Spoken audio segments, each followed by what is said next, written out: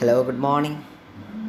അപ്പോൾ ഇന്ന് നമ്മുടെ 9ാമത്തെ ചാപ്റ്ററാണ് space, a world of wonders. Space world of wonders എന്ന് പറയുന്ന വളരെ ബ്യൂട്ടിഫുൾ ആയിട്ടുള്ളൊരു ചാപ്റ്ററാണ് കേട്ടോ. നോക്കുക, ഒരു പന്തിന് മുകളിലായിട്ടൊരു ഉറുമ്പ് ഇരിക്കുന്നതായിട്ട് നിങ്ങൾക്ക് കാണാൻ പറ്റും അല്ലേ. ഒരു പന്തുണ്ട്, പന്തിന് മുകളിൽ എന്ത് ചെയ്യുന്നുണ്ട്, ഒരു ഉറുമ്പ് ഇങ്ങനെ ഇരിക്കുന്നുണ്ട്. ഒന്ന് ആലോചിച്ച് നോക്കൂ, ആ ഉറുമ്പ് കാണുന്നത് പന്ത് ഉരുണ്ടതാണ് എന്ന് ഉറുമ്പിന് അതിൻ്റെ മുകളിൽ ഇരിക്കുമ്പോൾ മനസ്സിലാവോ അതോ രണ്ടാമത്തെ ചിത്രത്തിൽ കാണുന്ന പോലെ എങ്ങനെയാണോ കാണുക, അതെല്ലാം മുഴുവനായിട്ട് പരന്നത് പോലെയാണോ ഉറുമ്പിന് എങ്ങനെയാണ് തോന്നുന്നുണ്ടാവുക?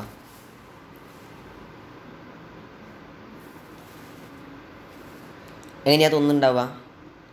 എന്തായാലും ഒന്നാമത്തെ ഫിഗർ അല്ല, കാരണം ആ ഉറുമ്പിന് അതിൻ്റെ താഴ്ഭാഗമൊന്നും കാണാൻ കഴിയൂല എന്നുള്ള നമുക്കറിയാം. രണ്ടാമത്തെ ഫിഗർ ചെറുതായിട്ട് ഇങ്ങനെ വളഞ്ഞിട്ടായിട്ട് ഉറുമ്പിന് തോന്നും. ശരിയാണ്, അങ്ങനെയായിരിക്കും ഉറുമ്പിന് തോന്നുന്നുണ്ടാവുക. മൂന്നാമത്തത് നേരെ സ്ട്രൈറ്റ് ലൈൻ, അങ്ങനെയൊന്നുമല്ല, ഉറുമ്പിന് നേരെ സ്ട്രൈറ്റ് ലൈനായിട്ടൊന്നുമല്ല തോന്നുക അല്ലേ. ഇനി വേറൊരു കാര്യം ചെയ്യാം. നമ്മൾ ആ ബോള് നല്ല വലിയ ബോളാണെന്ന് വിചാരിക്കുക. വലിയ ബോൾ എന്ന് പറഞ്ഞാൽ നമ്മളെ ക്ലാസ് റൂമിൻ്റെ അത്രയും വലുപ്പമുള്ള, അല്ലെങ്കിൽ നമ്മളെ റൂമിൻ്റെ അത്രയും വലുപ്പമുള്ള ബോളാണ്. എന്നിട്ട് അതിൻ്റെ മുകളിലാണ് ഉറുമ്പ് എടുക്കുന്നത് എങ്കിൽ ആ ഉറുമ്പിന് ഈ കാണുന്ന വളവ് അത്ര അങ്ങോട്ട് വളഞ്ഞതായിട്ട് തോന്നൂല. കുറച്ചുകൂടി വലിയ സംഭവം നമ്മൾ എടുത്തു കഴിഞ്ഞാൽ അപ്പോഴും ഉറുമ്പിന് കാണുന്ന വളവ് വീണ്ടും കുറയും. ചുരുക്കി പറഞ്ഞു കഴിഞ്ഞാൽ എത്രത്തോളം വലുപ്പം കൂടുന്നോ അത്രത്തോളം ഉറുമ്പിന് അത് പരന്നതായിട്ട് തോന്നാൻ തുടങ്ങും അല്ലേ.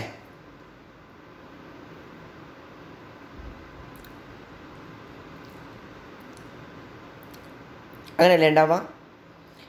അതുപോലെ തന്നെയാണ് നമ്മളെ കാര്യവും. നമ്മൾ ഭൂമി എന്ന് പറയുന്ന വളരെ വലിയൊരു ഗോളത്തിൻ്റെ പുറത്താണ് നമ്മൾ നിൽക്കുന്നത്.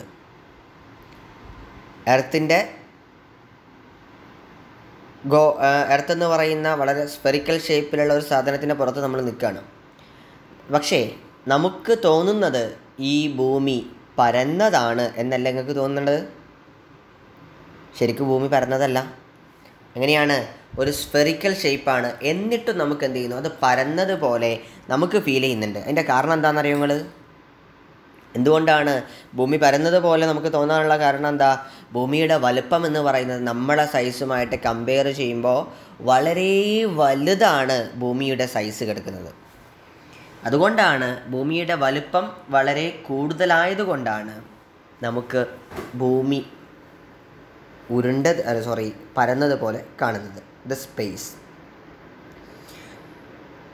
നമുക്ക് അറിയാം, ഭൂമി എന്ന് പറഞ്ഞു കഴിഞ്ഞാൽ ഭൂമിയിൽ നിന്ന് നമ്മൾ മുകളിലേക്ക് നോക്കിക്കഴിഞ്ഞാൽ നമുക്ക് കാണാം കുറേ ബേഡ്സ്, റെയിൻബോ, മൂണ്, ഇതൊക്കെ നമുക്ക് കാണാൻ പറ്റുന്നുണ്ട് അല്ലേ. അങ്ങനെ സ്റ്റാറുകൾ, അങ്ങനെ ഒരുപാട് സാധനങ്ങൾ നമുക്ക് ഭൂമിയിൽ നിന്ന് മുകളിലേക്ക് നോക്കിക്കഴിഞ്ഞാൽ കാണാൻ പറ്റും.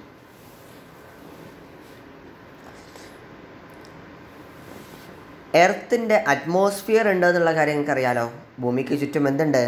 അന്തരീക്ഷമുണ്ട്, അറ്റ്മോസ്ഫിയർ ഉണ്ട്, വായു ഒക്കെ ഉണ്ട്. ഭൂമി കറങ്ങിക്കൊണ്ടിരിക്കുകയാണ്. ഭൂമി കറങ്ങുമ്പോൾ അതിൻ്റെ കൂടെ നമ്മൾ എയറും എന്ത് ചെയ്യുന്നുണ്ട്, ഇങ്ങനെ റൊട്ടേറ്റ് ചെയ്തുകൊണ്ടിരിക്കുന്നുണ്ട്. അതുകൊണ്ട് തന്നെ നമുക്ക് എന്ത് ചെയ്യില്ല, ആ എയറും ഭൂമിയിൽ പെട്ട തന്നെയാണ്, അറ്റ്മോസ്ഫിയറും ഭൂമിയിൽ പെട്ട തന്നെയാണ്. ഈ അറ്റ്മോസ്ഫിയർ മുകളിലേക്ക് പോകുന്നതനുസരിച്ച് അതിൻ്റെ കട്ടി ഇങ്ങനെ കുറഞ്ഞു വരും. ഇങ്ങനെ കുറഞ്ഞ് അവസാനം അറ്റ്മോസ്ഫിയർ തീരും, ഇല്ലാണ്ടാവും. കുറേ മുകളിലെത്തുമ്പോൾ അവിടെ അറ്റ്മോസ്ഫിയറും ഉണ്ടാവില്ല, ഒന്നും ഉണ്ടാവില്ല. ഒന്നുമില്ലാത്ത the vast empty region beyond the earth atmosphere is the space. ഒന്നുമില്ലാത്ത ഭൂമിയുടെ അറ്റ്മോസ്ഫിയറിന് മുകളിലുള്ള ഭാഗത്തിനെയാണ് vast empty region beyond the earth atmosphere. അതിനെയാണ് നമ്മൾ എന്ത് വിളിക്കുക? സ്പേസ് എന്ന് പറയുക. സ്പേസ് എന്ന് പറഞ്ഞു കഴിഞ്ഞാൽ ഭൂമിക്ക് മുകളിൽ, എർത്തിൻ്റെ അറ്റ്മോസ്ഫിയറിന് മുകളിൽ ഒന്നുമില്ലാത്ത സ്ഥലത്തിനെയാണ് നമ്മൾ എന്ത് വിളിക്കുന്നത്? അറ്റ്മോസ്ഫിയർ എന്ത് വിളിക്കുക? സ്പേസ് എന്ന് പറയുന്നത്. Space around the earth. ഒരു ഭൂമിക്ക് ചുറ്റുമുള്ള സ്പേസ് എന്താണെന്നുള്ളത്. Do the atmosphere and space beyond it exist only above us. Examine a globe is in the position of the America opposite the. നമ്മളൊരു ഗ്ലോബ് എടുത്തിട്ട് കണ്ടിട്ടുണ്ടാവില്ല, ഗ്ലോബിൻ്റെ പോലെയാണ് നമ്മളെ ഭൂമി ഉണ്ടാവുക. നമ്മുടെ ഇന്ത്യയുടെ നേരെ ഓപ്പോസിറ്റായിട്ട് നമുക്ക് മറ്റു രാജ്യങ്ങൾ കാണാൻ പറ്റും. കുറേ ഭൂരിഭാഗവും നമുക്ക് ഓഷ്യൻസ്, സമുദ്രം ആയിരിക്കും ഉണ്ടാവുക, അങ്ങനെയുള്ള കാര്യങ്ങളൊക്കെ നമുക്കറിയാം. എന്തായാലും space exist around the earth. ഭൂമിക്ക് ചുറ്റും സ്പേസ് ഉണ്ട്. The earth is A just one among several course of Celsius bodies present in the space. ആ സ്പേസിലാണെങ്കിലോ ഭൂമിയെപ്പോലെ ഒരുപാട് കോടിക്കണക്കിന് സ്ഫെറിക്കൽ സെൽഷ്യസ് ബോഡീസ് ഉണ്ട്. എന്ന് പറഞ്ഞു കഴിഞ്ഞാൽ ഭൂമിൻ്റെ മാതിരിയുള്ള കുറേ സാധനങ്ങൾ സ്പേസിലുണ്ട്. The moon is the celestial body in space and is the closest to earth. ഭൂമിയുടെ ഏറ്റവും അടുത്തുള്ള ഒരു ബോഡിയാണ് ആര്? മൂണ്, ചന്ദ്രൻ എന്ന് പറയുന്നത്. മറ്റു സെൽഷ്യൽ ബോഡീസ് നമ്മുടെ ഈ ഗാലക്സി തന്നെ ഉള്ളതാണ്. സണ്ണ്, അതുപോലെ തന്നെ മറ്റു പ്ലാനറ്റ്സുകൾ, കാര്യങ്ങളൊക്കെ. ഇതല്ലാണ്ട് ഒരുപാട് നമുക്കറിയാം നക്ഷത്രങ്ങളൊക്കെ ഓരോ സെൽഷ്യൽ ബോഡീസാണ്. അങ്ങനെ തുടങ്ങിയിട്ട് ഒരുപാട് സെൽഷ്യൽ ബോഡീസ് സ്പേസിലുണ്ട്. How many celestial bodies can you name? Write them down in science diary. അപ്പോൾ ഏതൊക്കെയാണ് സെൽഷ്യൽ ബോഡീസ് എന്നുള്ളത് നിങ്ങൾ എന്ത് ചെയ്യുക, നോട്ടിൽ എഴുതണം എന്നില്ല, ഇത് ടെക്സ്റ്റ് ബുക്ക് തന്നെ കംപ്ലീറ്റ് ആക്കുക കേട്ടോ. എർത്ത്, മൂണ്, സണ്ണ്, മാസ്, പിന്നെ സ്റ്റാർ പറ്റില്ലേ, പിന്നെ ഏതാ, പ്ലൂട്ടോ, അങ്ങനെ തുടങ്ങിയിട്ടുള്ള ഒരുപാട് സംഭവങ്ങളുണ്ട്. അപ്പോൾ ഏതെങ്കിലും 2-3 സെൽഷ്യൽ ബോഡീസും കൂടി എഴുതാം. ഒപ്പം നിങ്ങൾ ഈ ചുവന്ന കളറുള്ള ബോക്സിൽ കാണുന്ന കാര്യങ്ങൾ, space exist around the earth, the earth is just one among several course of celestial bodies present in the space, the moon is the celestial body in space and is the closest to earth. ഇതൊക്കെ എന്ത് ചെയ്യുക, നോട്ടിൽ ഇതും കൂടി ചെയ്യാം കേട്ടോ. The first human space journey. ആദ്യ മനുഷ്യൻ സ്പേസിലേക്ക് ആദ്യമായിട്ട് പോകുന്ന ആ ഫസ്റ്റ് മനുഷ്യനുമായിട്ട് പോയ ജേണീനെ കുറിച്ചാണ്. Okay. Vostok 1 space craft of Soviet union took Yuri Gagarin, the first astronaut to space on 12th April 1961. 1961 Yuri ഗഗാറിനാണ് Vostok 1 the spacecraft of Soviet Union. Soviet Union എന്ന് പറഞ്ഞു കഴിഞ്ഞാൽ ഇന്ന് നമ്മൾ റഷ്യ എന്ന് പറയുന്ന രാജ്യത്തിൻ്റെ വോസ്റ്റോക്ക് 1 കയറിയിട്ട് ആരങ്ങോട്ട് പോയി? യൂറി ഗഗാറിൻ അങ്ങോട്ട് പോയി. എന്നാ പോയത്? April 12 1961 April 12. We sent not only humans but also animals and many devices to space for scientific study. മനുഷ്യന്മാരെ മാത്രമല്ല നമ്മൾ പറഞ്ഞയച്ചിട്ടുണ്ട്, നമ്മൾ ജീവികളെ പറഞ്ഞയച്ചിട്ടുണ്ട്. അതുപോലെ തന്നെ ഒരുപാട് ഉപകരണങ്ങൾ അവിടെ സ്പേസിലേക്ക് വിട്ടിട്ടുണ്ട്. ഇതൊക്കെ എന്തിനാ? അതിനെക്കുറിച്ച് പഠനം നടത്താൻ വേണ്ടിയിട്ട്. High learn certain things related to space at this science diary in a model concept map given below. നോക്കുക, സ്പേസിൻ്റെ പെക്യുലാരിറ്റീസ് എന്തൊക്കെയാണ്? അവിടെ നോ എയർ ആണ്. നോ എയർ എന്നുള്ളതാണ് അവിടുത്തെ ഒരു പെക്യുലാരിറ്റീസ്. അതുപോലെ തന്നെ വേറെന്താ സ്പേസിനെ കുറിച്ച് നിങ്ങൾക്ക് അറിയാം? അവിടെ എയർ ഇല്ല. വേറെന്താ അറിയാൻ പറ്റുക? No gravitational force. Gravitational force പറഞ്ഞാൽ നമ്മൾ ഭൂമിയിൽ നമുക്ക് ശരിക്കും നിൽക്കാൻ പറ്റുന്നില്ലേ? സ്പേസിൽ പോയി കഴിഞ്ഞാൽ നമുക്ക് അവിടെ നിൽക്കാനൊന്നും കഴിയില്ല. നമ്മളിങ്ങനെ പാറി കളിക്കുകയായിരിക്കും. കാരണം അവിടെ ഗ്രാവിറ്റേഷണൽ ഫോഴ്സ് ഇല്ലാത്തതുകൊണ്ടാണ്. No gravitational force. വേറെന്താ പറയാൻ പറ്റുക സ്പേസിനെ കുറിച്ച്? വേറെന്താ പറയാൻ പറ്റുക? No water. അവിടെ വെള്ളമില്ല അല്ലേ? അതൊക്കെ പറയാം. ഓക്കെ. സെൽഷ്യൽ ബോഡീസ് ഏതൊക്കെയാണ്? പ്ലാനറ്റ്സ്, സ്റ്റാർ, സാറ്റലൈറ്റ്സ്, ഇതൊക്കെ സെൽഷ്യൽ ബോഡീസാണ്. The first human space journey. Spacecraft ഏതാ? വോസ്റ്റോക്ക് 1. ഇയർ 1961. അസ്ട്രോനട്ട് ആരാ? Yuri Gagarin. Country Soviet Union ആണ്. അപ്പോൾ അത് ഇവിടെ കംപ്ലീറ്റ് ആക്കി കൊടുക്കുക കേട്ടോ. ഇത് ടെക്സ്റ്റിൽ തന്നെ കംപ്ലീറ്റ് ആക്കിയാൽ മതി. എന്നിട്ട് അതിൻ്റെ ഫോട്ടോ അയച്ചു തരാം. ഓക്കെ. ആർട്ടിഫിഷ്യൽ സാറ്റലൈറ്റിനെ കുറിച്ചാണ് പറയുന്നത്. Artificial satellites are vehicles containing devices and sent to space by human being for different purpose. Artificial satellite എന്ന് പറയുന്നത് ഹ്യൂമൻ ബീയിങ്സ് മനുഷ്യന്മാർ സ്പേസിലേക്ക് അയച്ചിട്ടുള്ള സാറ്റലൈറ്റുകളാണ് എന്ത് ആർട്ടിഫിഷ്യൽ സാറ്റലൈറ്റ് എന്ന് പറയുന്നത്. നമ്മൾ പല ആവശ്യങ്ങൾക്ക് വേണ്ടിയിട്ട് സാറ്റലൈറ്റുകൾ ഉപയോഗിക്കുന്നുണ്ട്. Today thousands of satellite of different countries revolve around the earth. What are their uses? Observe the depiction given below and write them. അപ്പോൾ ഈ സാറ്റലൈറ്റിൻ്റെ ഉപയോഗങ്ങൾ എന്തൊക്കെയാണ് എന്നുള്ളതാണ് ചിത്രത്തിൽ കൊടുത്തിട്ടുള്ളത്. അത് നോട്ടിൽ നിങ്ങളൊന്ന് എഴുതിയെടുക്കണം കേട്ടോ. അത് ഏതൊക്കെയാണ്? Identify the land resource, petroleum, minerals. അപ്പോൾ ഈ സാറ്റലൈറ്റുകൾ വഴി ഭൂമിയുടെ ഏതൊക്കെ ഭാഗത്താണ് പെട്രോളിയം പ്രൊഡക്റ്റുകളും മിനറൽസൊക്കെ ഉള്ളതെന്ന് മനസ്സിലാക്കാൻ പറ്റും. To identify the fishery sources, കടലിൻ്റെ ഏത് ഭാഗത്താണ് കൂടുതൽ മത്സ്യങ്ങളുള്ളത്. ക്ലൈമറ്റോളജി എന്ന് പറഞ്ഞാൽ നമ്മുടെ എന്താ പറയുക, ക്ലൈമറ്റ് എന്നാണ്, മഴ പെയ്യാനും പെയ്യാതിരിക്കാനും സാധ്യത എന്നൊക്കെ പറയുന്നത് നിങ്ങൾ കേട്ടിട്ടുണ്ടാവുമല്ലോ അല്ലേ. അപ്പോൾ അതൊക്കെ പറയുന്നത് ക്ലൈമറ്റോളജി ഉപയോഗിച്ചുകൊണ്ടാണ്. അതിനും സാറ്റലൈറ്റുകളാണ് ഉപയോഗിക്കുന്നത്. Study of forest, land and wetlands, ചതുപ്പ് നിലങ്ങളും ഫോറസ്റ്റുകളും കുറിച്ചൊക്കെയുള്ള പഠനത്തിന് അത് സഹായിക്കുന്നുണ്ട്. To provide guideline for land, sea, air transport. നമ്മൾ ഗൂഗിൾ മാപ്പ് നിങ്ങൾ കണ്ടിട്ടുണ്ടാവും. അതുപോലെ തന്നെ കടലിലൂടെ സഞ്ചരിക്കുമ്പോൾ കപ്പലുകൾക്ക് വഴി കാട്ടാനും എയറോപ്ലെയിനിന് വഴി കാട്ടാനുമൊക്കെ നമ്മൾ ആരെ ഉപയോഗിക്കുന്നുണ്ട്? ഈ പറയുന്ന സാറ്റലൈറ്റുകൾ ഉപയോഗിക്കുന്നുണ്ട്. സ്പേസ് റിസർച്ചിന് വേണ്ടിയിട്ട് നമ്മൾ ഉപയോഗിക്കുന്നുണ്ട്. മിലിറ്ററി ഡിഫൻസ് ആക്ടിവിറ്റീസ്, മിലിറ്ററീസിലൊക്കെ നമ്മൾ അത് ഉപയോഗിക്കുന്നുണ്ട്. Communication, TV, radio, mobile phone, internet തുടങ്ങിയവയൊക്കെ സാറ്റലൈറ്റ് യൂസ് ചെയ്യുന്നുണ്ട്. തുടങ്ങിയിട്ട് സാറ്റലൈറ്റിൻ്റെ ഉപയോഗങ്ങൾ ഇവിടെ പറഞ്ഞിട്ടുണ്ട്. ഇത് മുഴുവനും നോട്ടിൽ എഴുതിയെടുക്കുക കേട്ടോ. സ്പേസ് വീക്ക് ഒക്കെ നിങ്ങൾ വായിച്ചു നോക്കിയാൽ മതി.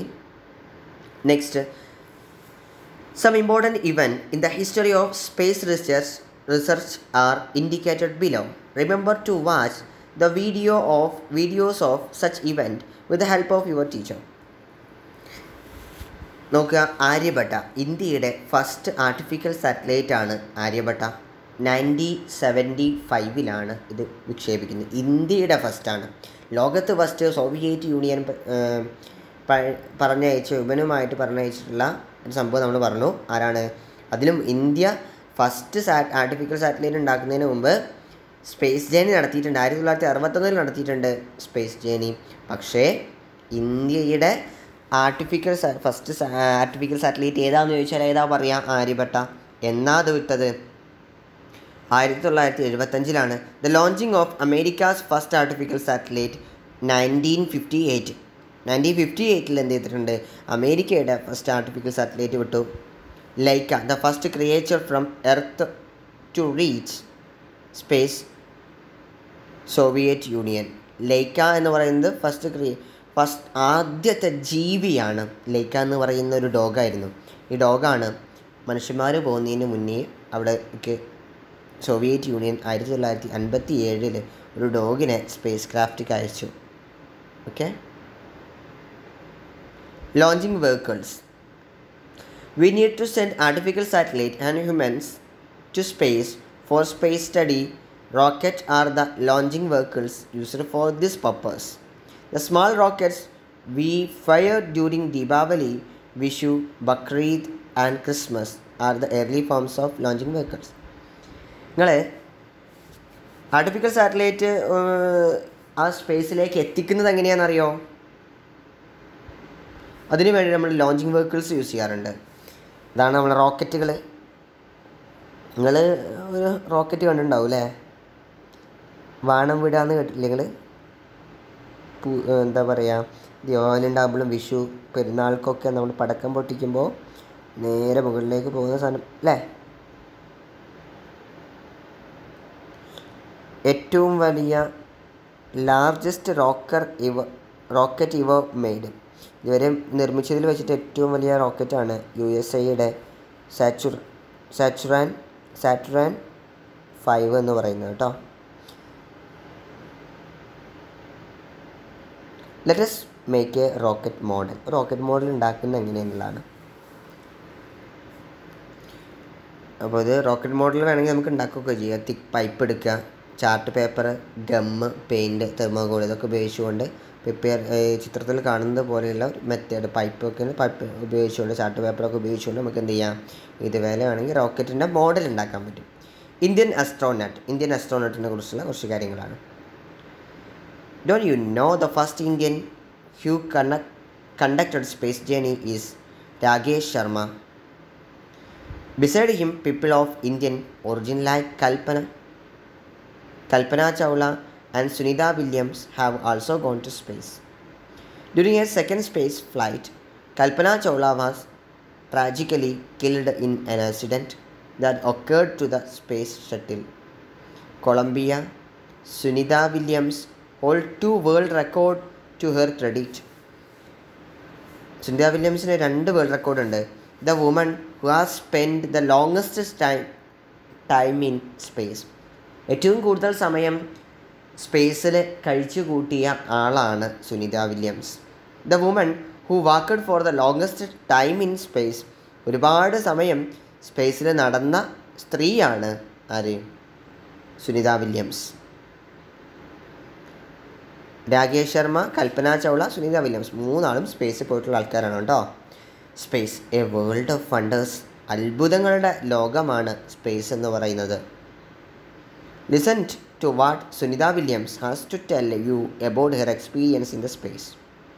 സ്പേസിലെ എക്സ്പീരിയൻസിനെ കുറിച്ച് സുനിത വില്യംസ് എന്തൊക്കെയാണ് പറയുന്നത് എന്നുള്ളതാണ്. How beautiful is the sight of earth through the windows of the space station. Space സ്റ്റേഷൻ്റെ ജനാലിൻ്റെ ഉള്ളിൽ കൂടെ നോക്കുമ്പോൾ ഈ ഭൂമിയെ കാണാൻ എന്ത് ഭംഗിയാണ്. We can see day and night on earth simultaneously from earth. സ്പേസിൽ നിന്ന് നോക്കുമ്പോൾ ഭൂമിയുടെ ഒരു ഭാഗം നമുക്കറിയാം, ഒരു ഭാഗം രാത്രിയാകുമ്പോൾ ഒരു ഭാഗം പകലായിരിക്കും.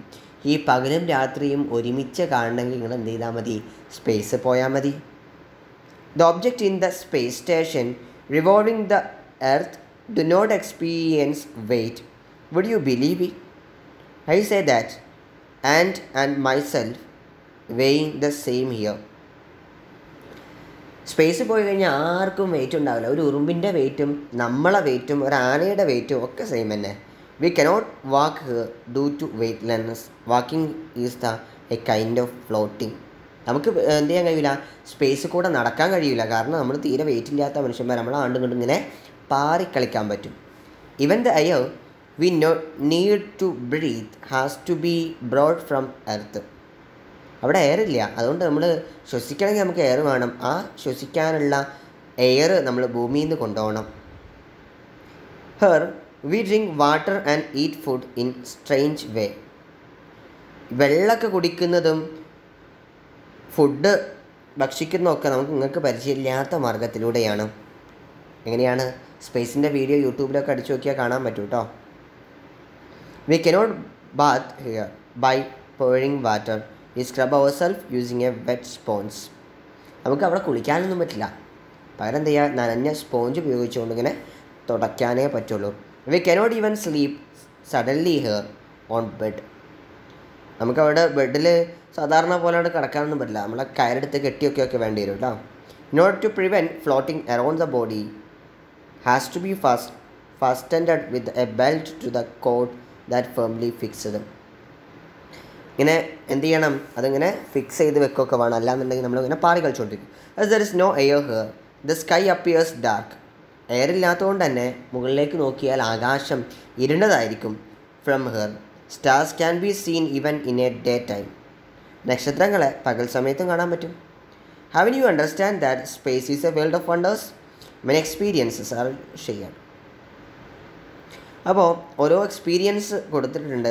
എന്തുകൊണ്ടാണ് ആ എക്സ്പീരിയൻസ് ഉണ്ടായ റീസൺ നിങ്ങൾ ടെക്സ്റ്റ് ബുക്കിൽ തന്നെ എഴുതിയാൽ മതി. Can see the day and night of earth simultaneously as is far away the earth can be seen as a whole. ഇനി രണ്ടാമത്തെ, an and or an astronaut does not experience weight. Weight ഇല്ലാത്തതിന് കാരണം എന്താണ്? Weight ഇല്ലാത്തതിന് കാരണം there is no gravitational force. Weight ഇല്ലാത്തതിന് കാരണം എന്താ? There is no gravitational force കേട്ടോ. Air for breathing has to be carried from earth. ഭൂമിയിൽ നിന്ന് എയർ കൊണ്ടുപോകണം എന്നാണ് പറഞ്ഞത്. എന്തുകൊണ്ടാണ് അവിടെ എർത്ത്? എന്തുകൊണ്ടാണ്? There is no air. അവിടെ എയർ ഇല്ലാത്തത് കൊണ്ട്. ആ റീസണൊക്കെ നിങ്ങൾ ടെക്സ്റ്റിൽ എഴുതാം കേട്ടോ. Cannot sleep well on mattresses. കിടക്കയിൽ ശരിക്കും കിടക്കാൻ പറ്റില്ല. കാരണം എന്താ? There is no gravitational force. കിടക്കയിൽ കിടക്കണമെങ്കിൽ നമുക്ക് വെയിറ്റ് വേണം. അല്ലെങ്കിൽ there is no not feeling weight എന്ന് എഴുതിയാൽ മതി കേട്ടോ. Star can be seen even in day time. Day ടൈമിലും നമുക്ക് സ്റ്റാർസ് കാണാൻ പറ്റും. കാരണം എന്താ, അവിടുത്തെ ആകാശം ഫുൾ ടൈം ഇരുട്ടാണ്. ഇപ്പോഴെന്നല്ല, ഫുൾ ടൈം എന്തുതന്നെയാണ്, അവിടുത്തെ സ്കൈ ഇരുട്ടാണ്. അതുകൊണ്ട് തന്നെ ഡേ ടൈമിലും നമുക്ക് എന്ത് ചെയ്യാം, ആകാശം കാണാൻ പറ്റും. Stars can be seen even in day time കാരണം the sky is always dark. Okay, ഇനി human being on the moon. മൂണിലെ ചന്ദ്രനിലെ മനുഷ്യരെ കുറിച്ചാണ്. ചന്ദ്രനിൽ the moon is the only other celestial body on which human being have laid their foot. On the Americans, Neil Armstrong, Edwin Buzz Aldrin were the first to land the moon on 21st July 1969. The spacecraft Apollo 2 of the American Space Agency NASA used for this. ചന്ദ്രനിൽ ആദ്യമായിട്ട് കാലുകുത്തിയത് ആരാണ്? Neil Armstrong and Edwin Buzz Aldrin എന്ന് പറയുന്ന രണ്ടാൾക്കാരാണ്.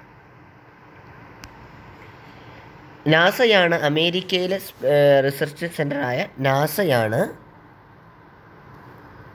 അവർക്കുള്ള വാഹനങ്ങളും സൗകര്യങ്ങളൊക്കെ ചെയ്തു കൊടുത്തത്.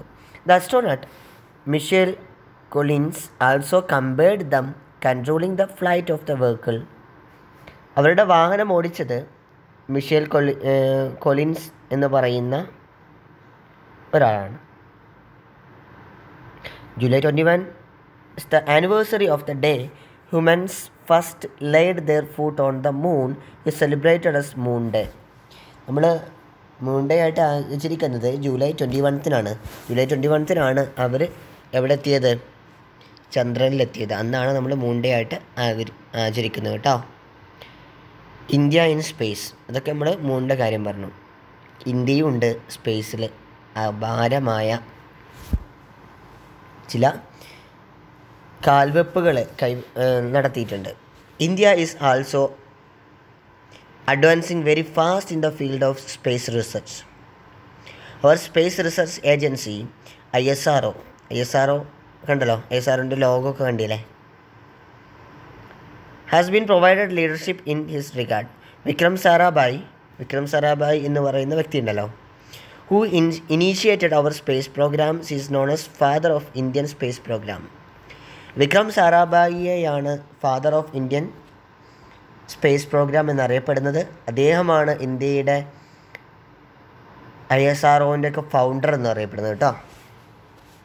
Initially our satellite were launched with foreign help. ആദ്യമൊക്കെ നമ്മുടെ വിദേശികളുടെ സഹായത്തോടു കൂടിയായിരുന്നു സാറ്റലൈറ്റൊക്കെ നിക്ഷേപിച്ചിട്ടുണ്ടായിരുന്നത്. However today we have achieved wonderful progress in the field of satellite launching with the help of PSLV, GSLV rockets.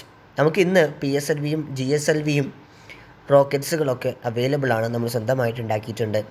We have launched many satellites for different purposes. Today we get many services from them. Observe the picture given and tabulate the services in your science diary. നമ്മളിന്ന് ഉപയോഗിക്കുന്ന ISROൻ്റെ നമ്മൾ ഉപയോഗങ്ങളാണ് കാണിക്കുന്നത്. ഇൻസാറ്റ് എന്ന് പറയുന്നൊരു satellite ഉണ്ട്. ഇൻസാറ്റ് നമ്മൾ വിക്ഷേപിച്ച സാറ്റലൈറ്റാണ്. അതിനൊക്കെ ഉപയോഗിക്കുന്നുണ്ട് ടെലിവിഷൻ ആവശ്യങ്ങൾക്ക്, മൊബൈൽ ഫോണിന്, ഇൻ്റർനെറ്റിനൊക്കെ നമ്മളെ സഹായിക്കുന്ന ഇൻസാറ്റ് എന്ന് പറയുന്ന സാറ്റലൈറ്റാണ്. അതേപോലെ IRS എന്ന് പറയുന്ന സാറ്റലൈറ്റ് ഉണ്ട്. ലാൻഡ് റിസോഴ്സിന് വേണ്ടിയിട്ട് നമ്മൾ ഉപയോഗിക്കുന്നത് IRS ആണ്. ക്ലൈമറ്റോളജി, ലാൻഡ് റിസോഴ്സ് എന്ന് പറഞ്ഞാൽ നമ്മൾ ഗൂഗിൾ മാപ്പും കാര്യങ്ങളൊക്കെ ഉണ്ടല്ലോ, ഭൂമിയുടെ ഏതൊക്കെ ഭാഗത്ത് എന്തൊക്കെയുണ്ട് എന്നുള്ളത്. ഫിഷിങ്, കടലിലെ ഏതൊക്കെ ഭാഗത്താണ് നല്ല മത്സ്യങ്ങൾ ഉണ്ടാവുക എന്നുള്ളത്. ക്ലൈമറ്റോളജി, ക്ലൈമറ്റ് മനസ്സിലാക്കാനൊക്കെ IRS ഉപയോഗിക്കുന്നുണ്ട്. എജ്യൂസാറ്റ് എന്ന വിക്ടേഴ്സ് ചാനൽ, നിങ്ങൾ നല്ല പരിചയമുള്ള ചാനലല്ലേ. വിക്ടേഴ്സ് ചാനലിൻ്റെ ഒരു ഇതാണ് എന്ത്, വിക്ടേഴ്സിൻ്റെ പഠനത്തിന് വേണ്ടിയിട്ട് സഹായിക്കുന്നൊരു സാറ്റലൈറ്റാണ് എജ്യൂസാറ്റ് എന്ന് പറയുന്നത്. The satellite V depend on four communication are the INSAT series. IRS satellites are used for need like study of earth resource, study weather etc. EduSat is a satellite we use educational purpose. We have launched many satellites for various purpose in the IRS and INSAT series. Okay, next Chandrayaan, the period of India. ഇന്ത്യയുടെ Chandrayaan period എങ്ങനെയാണെന്നുള്ളതാണ്. Chandrayaan is the moon exploration program Chandrayaan one India ചന്ദ്രനിലേക്ക് അയച്ച സാറ്റലൈറ്റിനെ കുറിച്ചാണ് കേട്ടോ. Chandrayaan one is the first mission to moon was launched on 2 October 2008. 2008 October 2 മൂണിൽ launch ചെയ്ത സാധനമാണ് ആര്? ചന്ദ്രയാൻ-1.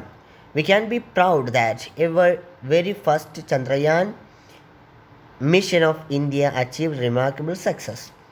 ഫസ്റ്റ് സക്സസ് തന്നെ ചന്ദ്രയാൻ-1 തന്നെ നല്ല സക്സസ് ആയി എന്നാണ് പറഞ്ഞത്. ചന്ദ്രനിൽ ഇറക്കാൻ പറ്റി.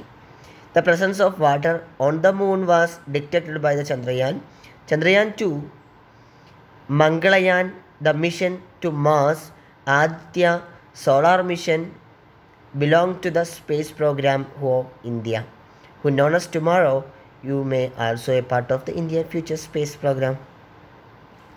അപ്പോൾ ചന്ദ്രയാൻ-1, ചന്ദ്രയാൻ-2, മംഗളയാൻ, അതേപോലെ തന്നെ സൂര്യനിലേക്കുള്ളത് സോളാർ മിഷൻ ആയിട്ടുള്ള മാസ്, ആദിത്യ, അങ്ങനെ തുടങ്ങിയിട്ടുള്ള ഒരുപാട് മിഷൻസ് ഇന്ത്യ ചെയ്തിട്ടുണ്ട്. നിങ്ങൾ വളരെ നന്നായിട്ട് പഠിക്കുകയാണെങ്കിൽ ഭാവിയിൽ നിങ്ങൾക്കും എന്ത് ചെയ്യാം, ഇതുപോലെ ബഹിരാകാശ യാത്രകൾ നടത്താനും ഇന്ത്യയുടെ ഈ പ്രൊജക്റ്റിൻ്റെ ഭാഗങ്ങളൊക്കെ ആയിട്ട് മാറാനൊക്കെ നിങ്ങളെ കൊണ്ട് സാധിക്കും. നിങ്ങൾ ചെയ്യേണ്ടത് നല്ലവണ്ണം പഠിക്കുക എന്നുള്ളതാണ്. സെമിനാറിനെ കുറിച്ച് പറയാനാണ്. ആർട്ടിഫിഷ്യൽ സാറ്റലൈറ്റിനെ കുറിച്ചുള്ള സെമിനാർ തൽക്കാലം നിങ്ങൾ ചെയ്യേണ്ട. അപ്പോൾ എന്ത് ചെയ്യുക, ബാക്കി കാര്യങ്ങൾ ശരിക്കും പഠിക്കുക. എഴുതാനുള്ള കാര്യങ്ങൾ ടെക്സ്റ്റ് ബുക്കിൽ തന്നെ എഴുതുക, എന്നിട്ട് അയച്ചു തരാം കേട്ടോ. വളരെ കുറച്ച് ചെറിയ വർക്കുകളേ ഉള്ളൂ. വർക്കുകൾ എന്തായാലും പെട്ടെന്ന് അയക്കാം. Okay.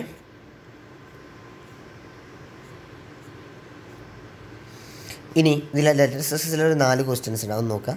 Do you utilize any services of artificial satellite yesterday and today? Explain. നമ്മൾ എന്തൊക്കെ ഉപയോഗങ്ങളാണ് ആർട്ടിഫിഷ്യൽ സാറ്റലൈറ്റിന് ഉപയോഗിക്കുക എന്നുള്ളത് നോട്ടിൽ എഴുതൊന്നും വേണ്ട കേട്ടോ, ജസ്റ്റ് നോക്കിയാൽ മതി. ഏതൊക്കെ ഉപയോഗങ്ങളാണ് നമ്മൾ ഉപയോഗിക്കുക? ഗൂഗിൾ മാപ്പ് നമ്മൾ ഉപയോഗിക്കുന്നതാണ്. പിന്നെ വിക്ടേഴ്സ് ചാനൽ ഇപ്പോൾ നമ്മൾ സ്ഥിരമായിട്ട് കാണുന്നതാണ്. അപ്പോൾ ഒക്കെ ഉണ്ട്, ഒരുപാടുണ്ട് അല്ലേ. How does the living condition of an astronaut in space station differ from your living condition at home? നമ്മൾ പറഞ്ഞു സ്പേസ് സ്റ്റേഷനിലും നമ്മുടെ ജീവിതവും തമ്മിൽ ഒരുപാട് മാറ്റങ്ങളുണ്ട്. Artificial satellite provide us with many facilities of life we enjoy today. Do you agree this statement? Discuss. Artificial സാറ്റലൈറ്റിനോട് നമുക്ക് എന്തെങ്കിലും ഉപയോഗമുണ്ടോ? നല്ല ഉപയോഗങ്ങളുണ്ട്. India's great power in the field of space today. Evaluate. India space ക്രാഫ്റ്റിൻ്റെ കാര്യത്തിൽ, അല്ലെങ്കിൽ എന്താ പറയുക,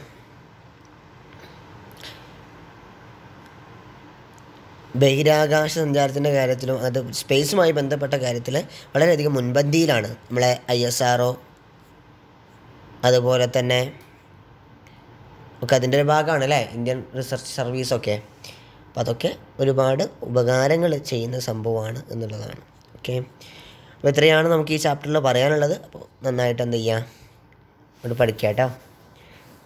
ഓക്കെ. ഏതെങ്കിലും ഭാഗം ഡൗട്ട് ഉണ്ടെങ്കിൽ ചോദിക്കണേ. Okay, thank you.